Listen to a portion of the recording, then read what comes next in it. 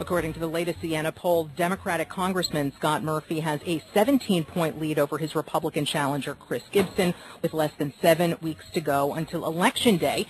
Gibson is here with us in the Capitol press room today. Welcome back. Hey, thanks very much. Great to be with you. Good to see you. Yeah. Now, the 20th is like this weirdly shaped, elongated district for listeners who don't know. It stretches from in the South Dutchess County all the way north to Essex and Warren and Washington counties. Your strongest support is in Dutchess and Columbia counties and Greene County, and as well as Otsego.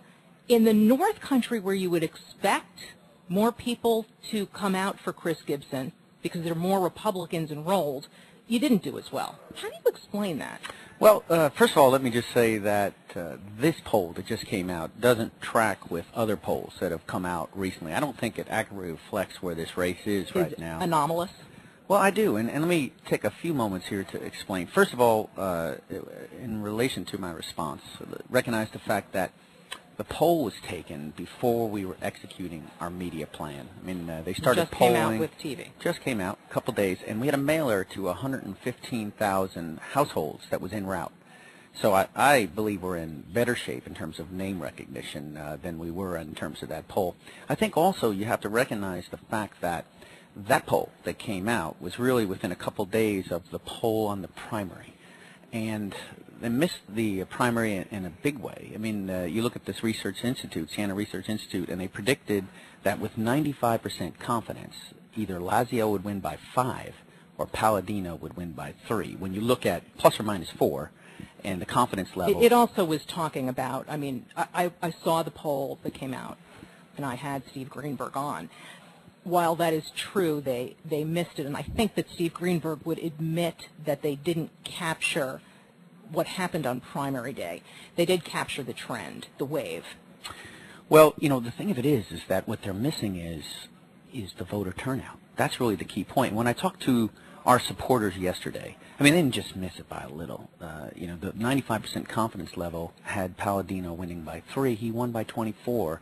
And I think what was missing is the voter turnout. So as I talked to our supporters yesterday, I said, look, if we get our voters to the poll, we're going to win. We're absolutely going to win, and we potentially could win big. But it's all on us. The ball is in our court. One other idea about this poll that doesn't have to do with you necessarily, but it does have to do with the fact that Obama's stimulus plan and health care overhaul and the rollback of tax cuts on the wealthy were all in the positive territory even in the most Republican portions of the district that you want to represent. Some of these things you have been talking about, and you come out on a different side. Absolutely. And I would tell you that's another indicator, I think, that the poll is not capturing where we are right now. You know, I also tell you that, you know, in all the polls to date, there have been more individuals ready to vote for us than even knew about us. And the same with this poll. So we have not even begun to hit our potential. Also look at the numbers for re-elect. On the question to whether or not to re-elect Mr. Murphy, 48% said yes and 52% did not say yes. So even given this poll and the fact I don't think it's capturing what's going on, it's clear that we need to continue to work hard to get our message out. And when we do, we will win. And we should also mention that a poll is just a snapshot of a period of time, and anything can change.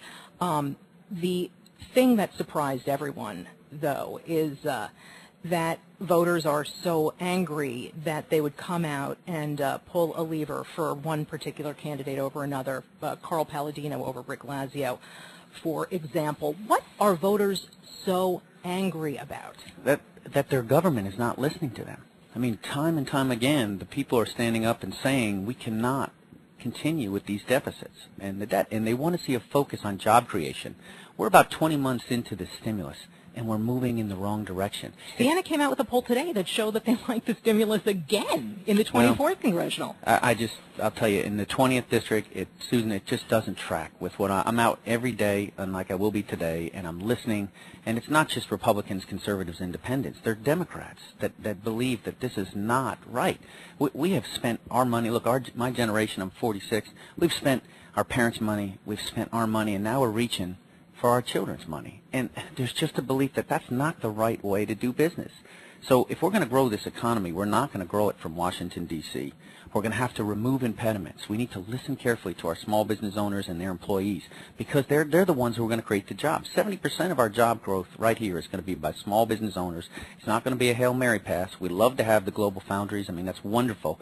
But the way we're going to grow our economy is 4, 5, 6 jobs at a time to our small business owners, and listening carefully. They tell us what the impediments to growth are. So, tax, regulation, and healthcare costs. Those are the 3 impediments to growth. Sorry, Susan. Tax, regulation, and healthcare costs. Absolutely. We're going to get to at least 2 of them before the half hour.